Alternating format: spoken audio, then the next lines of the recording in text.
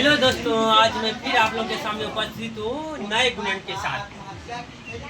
देखिए, ये गुणनखंड देख करके आप लोग को डर लग जाता होगा, लग जाता है ना, क्योंकि रूट है। सही बात है, थोड़ा बहुत दिक्कत होता है इसमें, लेकिन आज से दिक्कत नहीं होगा। ठीक है, समझना है।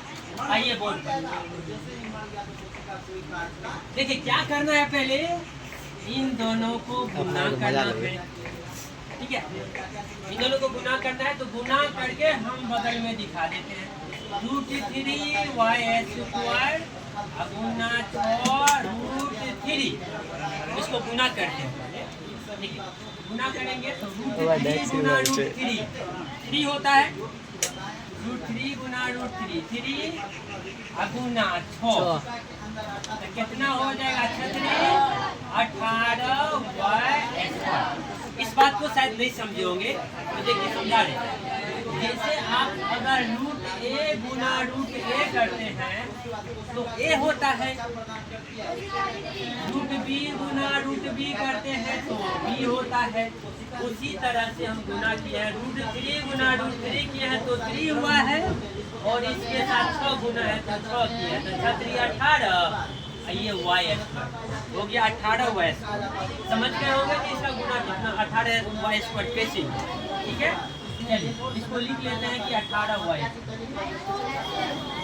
अब उसके बाद अगला प्रोसेस ये बताए थे कि बीच वाला का टुकड़ा करना है, 2 भागों में बांटना है। एक चीज बताइए कि 18 को अगर हम ऐसे लिख सकते हैं, देखिए 9y और 2y, देखिए 9 दूनी 18y² हो जाता है ना।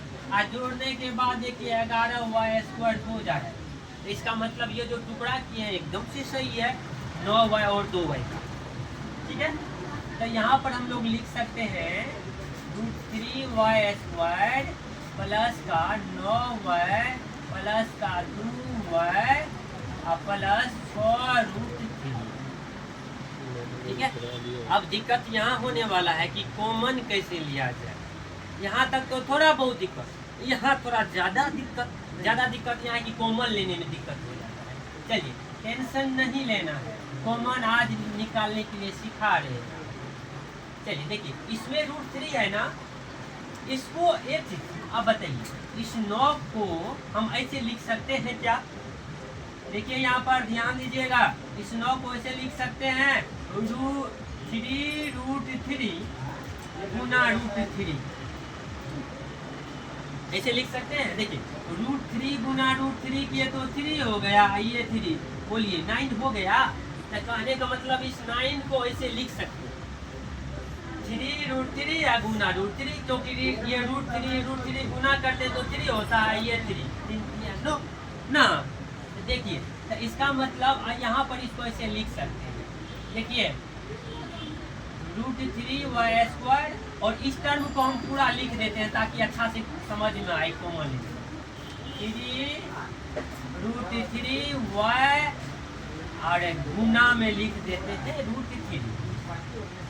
ठीक है, अब प्लस में 2y। ठीक है, अब प्लस में इसको क्या लिख सकते हैं, इसको इसी तरह से रहने दीजिए, देखा जाएगा क्या कॉमन आता है। चलिए इन दोनों में आप कॉमन लेते हैं, यहाँ से यहाँ तक में कॉमन लेते हैं। तो कॉमन देखिए, इस टर्म में भी √3 है, इसमें भी √3 है, और दोनों में y भी है, तो कॉमन ले लेते हैं। √3y कॉमन ले लेते हैं, तो यहाँ क्या बचेगा बताइए? तो केवल और केवल y बचा, प्लस है तो प्लस देंगे। यहाँ पर 2 को √3 है, एक को √3 क्या कर लेते हैं, कॉमन ले लेते हैं। ठीक है, एक को √3 क्या कर लेते हैं, कॉमन ले लेते हैं।